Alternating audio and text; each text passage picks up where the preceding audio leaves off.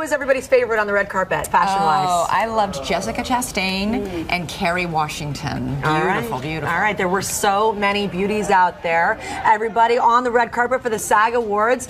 A glamorous night. The look of the evening was sophisticated and sizzling. Fashion expert Stacy London will be here with her take on the fashion. But first, ABC's Connelly had a front row seat to the biggest fashion statements out there.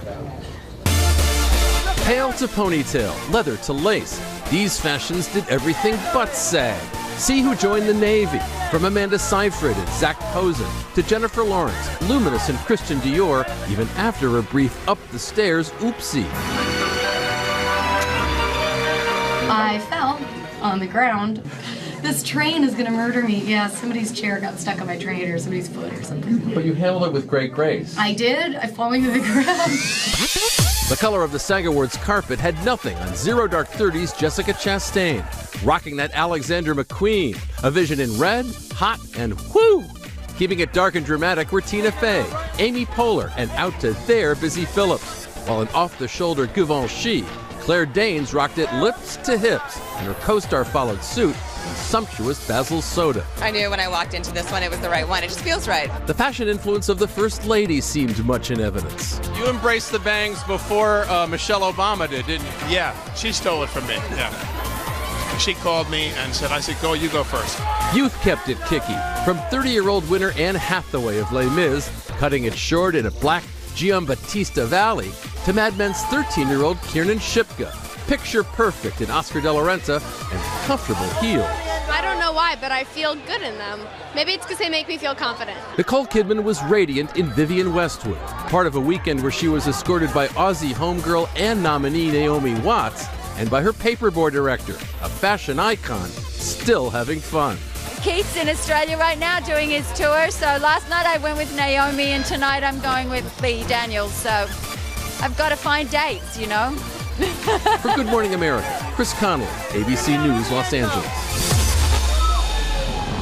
And for more now, we're joined by Stacy London, co-host of TLC's What Not to Wear. Welcome to GMA. Thank you so much for having me, ladies. I love the fact that you have a true philosophy when it comes to red carpet dressing. Will you share it with everybody? Yeah. Well, it was interesting. You know, Julianne Moore talked about her stylist on the red carpet last night, and I think that now that we know that celebrities have stylists, we don't necessarily think they're going to be like huge successes and big misses. Right. I think it's much more about the fact that, you know, you just want to see the woman in a dress. You want to see her and think that she's beautiful.